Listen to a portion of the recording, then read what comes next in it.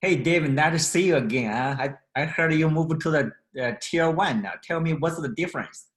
The difference is we can actually talk to the players, talk to the coaches.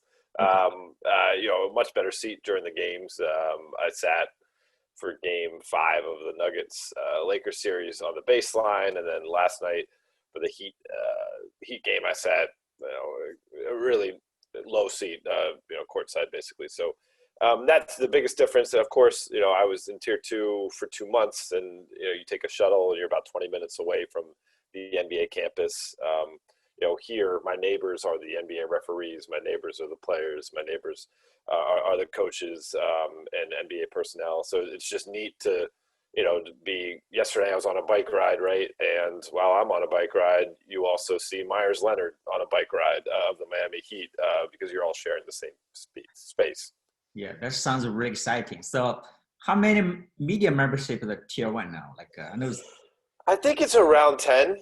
Oh, Yeah, it's not too many. And then, of course that's 10 across. Yeah, maybe if you include broadcasters, maybe it's around 20. You have sideline reporters for both ESPN and TNT, Ali LaForce and Rachel Nichols. You have myself and Malik Andrews, Mark Spears from ESPN. You have Betty from Tencent. You have Tim Reynolds from the Associated Press. Dan Wojcicki from the LA Times, Sam Amick from The Athletic, Jeff Zillgood from USA Today. But again, that seems like a big list. Usually I know at an almost everybody. NBA Finals game, we usually have like 200 media members. So Definitely. obviously, it's a lot less. Yeah, I would be there. There's normal Yeah, circumstance. that's right. You would Yeah, be. and You'd here be we are. here. You'd be here probably making a bad prediction and probably putting too much criticism on LeBron's game. Obviously, but Here we are, NBA Finals, right? yeah. So, I think before the Bible thing, a lot of people talk about the pressure, the social distance from the family, everything stuff. So look what happened to the Clippers fall apart. I mean, some people are surprised. I think LeBron's play a key role, hold everybody together. So what do you think? How the I as think a team? that's an interesting way to look at it. I think part of the Clippers persona this year was they never had that total camaraderie, that total togetherness on the court because of the way they managed, the injuries of Paul George coming into the season with the shoulder surgeries and Kawhi Leonard having that pervasive, lower leg, um, you know, injury that they had to manage. You know, they didn't quite have the approach to the regular season where all these games matter. They were trying to save themselves for the playoffs. The problem is the playoffs wasn't a regular structure. Of course, we know we're in a bubble, and there was all this extra time spent off the court with one another. And yeah, I mean, the Lakers, they invested in that time. They had a separate mini camp before training camp started. They had that trip overseas where they spent all that time together. They continued whenever a player would have a charitable event during the year, or a player would have an event like Anthony Davis be on the cover of a magazine. On a rare off night during the season, you'd see half the team getting together for a dinner or to gather at that event, and all those things matter when all of a sudden you're in Orlando and you have to spend 90 days with one another, and you don't have a release of a family or a loved one or a child or a girlfriend or whatever. All you have is each other, and the Lakers genuinely developed that bond. And it doesn't always translate to on the court, but when you have a bond and you have two first team All NBA players like LeBron and Anthony Davis, obviously it's a winning formula. Yeah. LeBron talked about it, never cheated the progress. He always needs the progress. So I think when I was in Los Angeles last November, we talked about LeBron and David Anthony have a different relationship. They want to put, accountable for each other. So Yeah. we can see now they reached the finals now. Do you see their relationship kind of go to the next level? They compared to the older time. So what do you think? What's their relationship now?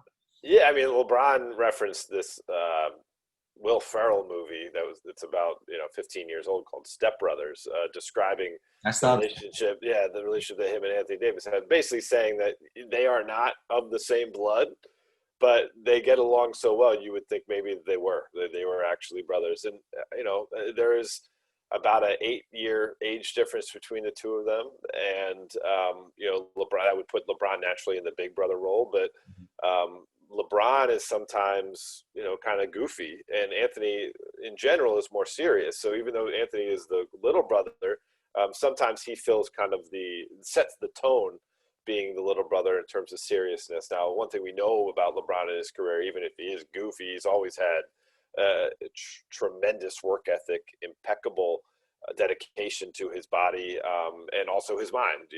He's doing things like reading books to stay sharp and stay interested. He's doing things like intense film study. I wrote a story back when Anthony Davis first joined the Lakers that LeBron was already kind of needling him a little bit, saying, hey, you're spending too much time playing video games. If you're going to be looking at a screen for several hours a day, some of that content on the screen better be you breaking down film. And I think the combination of their personalities works. And Anthony Davis believes in the LeBron James method. There are some players around the league that don't, and I think that's why you saw Kevin Durant tell Bleacher Report, about 2 years ago now, that he doesn't think a lot of superstars would want to play with LeBron. Well, that's because Kevin Durant believes that his way of doing things is better than LeBron's way of doing things. Mm-hmm. Clearly, Anthony Davis believes that in the LeBron James method of approaching the NBA and maximizing your talent and get as many championships as possible is the way to do it. And I think just having that confidence, that faith, that belief in LeBron's approach allows Anthony to fall in line. And at the same time, LeBron, even though he's 17 years in, even though he's in his mid-30s, even though he has 3 championships and 4 MVPs and a $1 billion Nike contract, he accepts what Anthony gives him as feedback.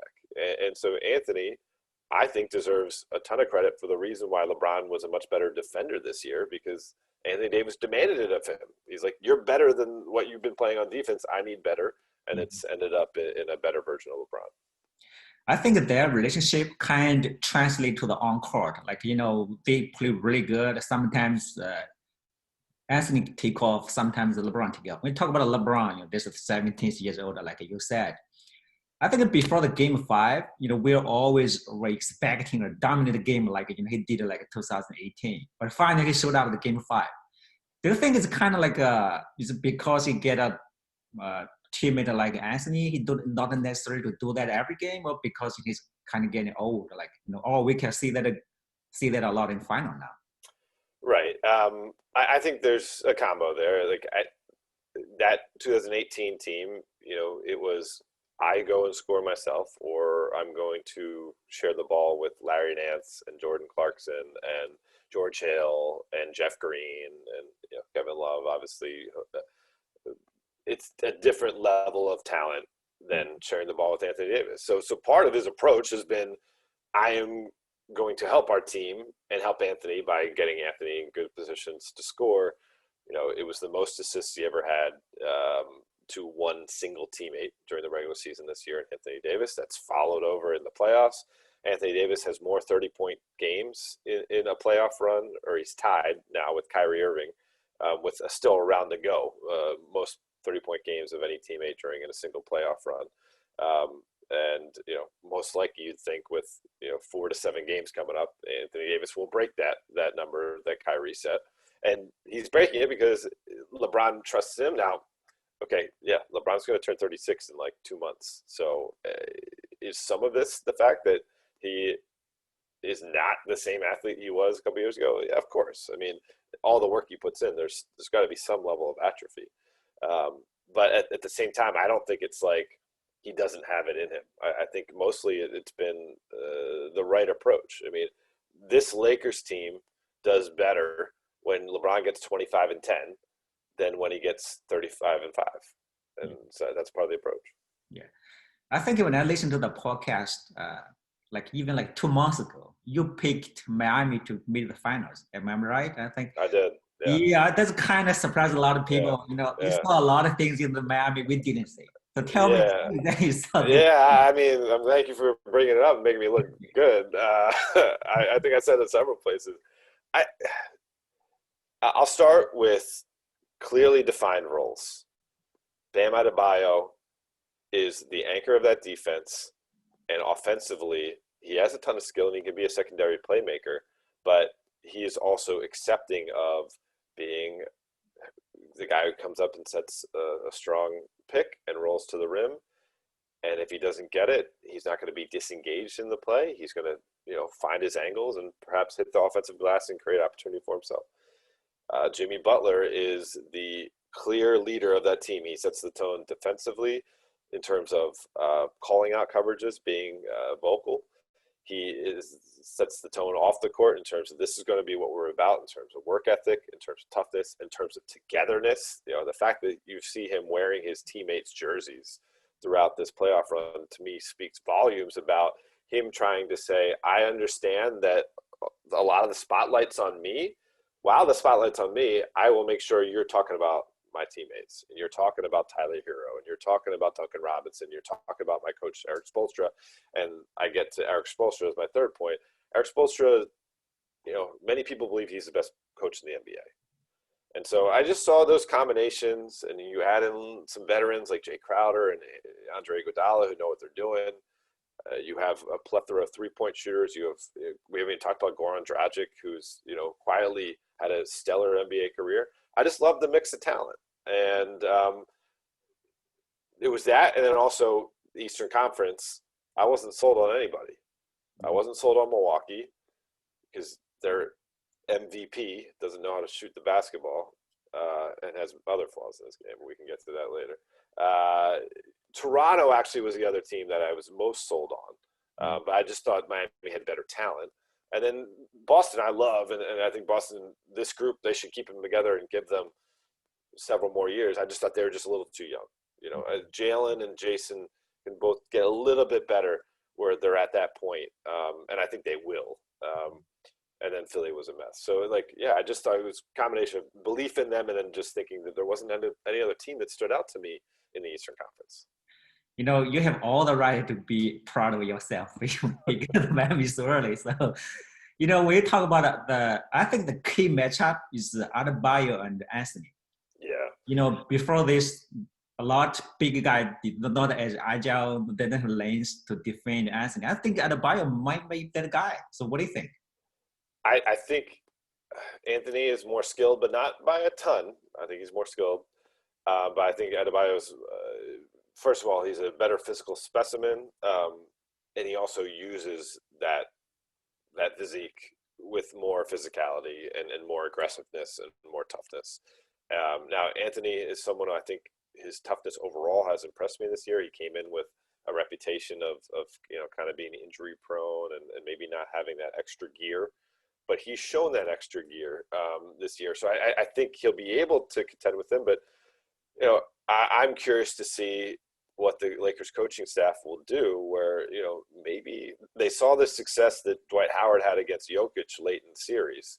And maybe they, run Howard out there again and try to free up Anthony a little bit from that physicality by playing Howard alongside him because, Miami would basically have to put Adebayo on Howard because otherwise who do you go to? Who's going to be the guy on him? You have Jimmy or Andre Iguodala or you all of a sudden need to give minutes to Kelly Olynyk who wasn't really playing so I think that's the counter there, but obviously it's a great thing to bring up because if Adebayo does get the better of Anthony Davis, well then we're talking about kind of a different team that's the favorite in this thing.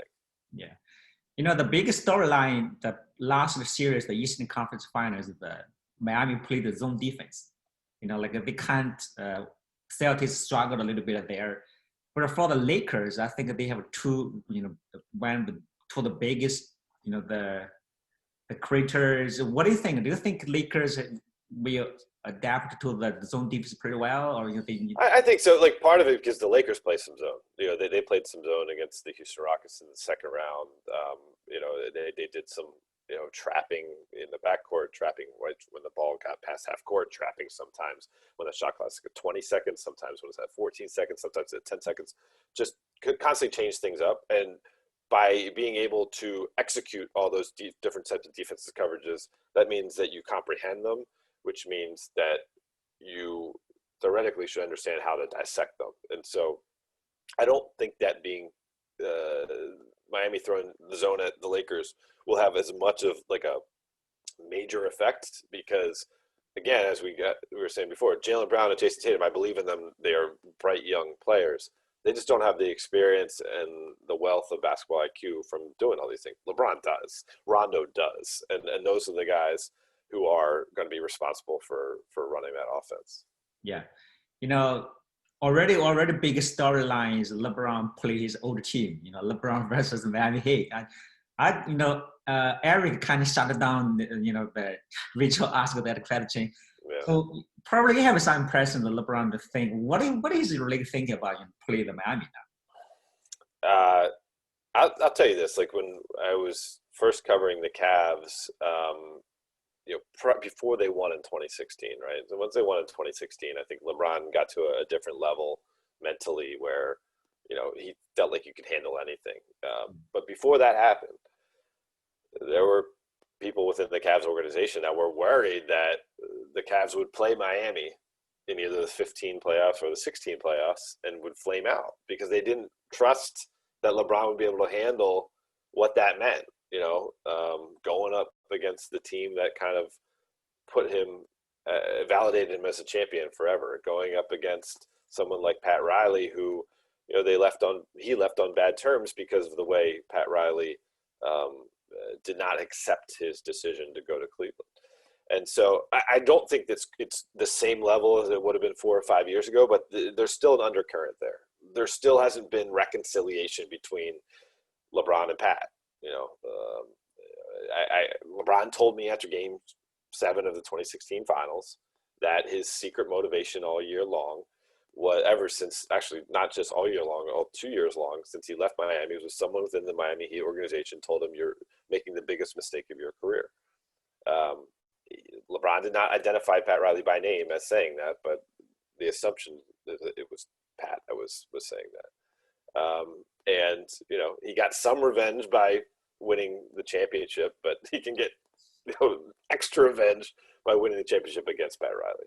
Yeah, definitely. I think maybe they're still talking now, but I'm not sure. I read Brent talking about Riley sent a message to LeBron, but the championship night he didn't reply. Maybe that's some kind. Oh, that's right. That's another. Apparently, yeah. Pat. I guess Pat texted him something like, "You're free now." After the championship, tried to extend an olive branch, and I think Pat said he never heard a reply. Yeah. Okay, Dave. Always good to talk to you, and stay safe there. And yes, sir. Yeah, and maybe we'll talk again after the finals or during the finals. Okay. We'll see how the finals go. We'll either do one during the finals or after the finals. Oh, that'd be great. Okay. All right. Thanks, Renjin. Yep. Yeah. Okay. All right, man.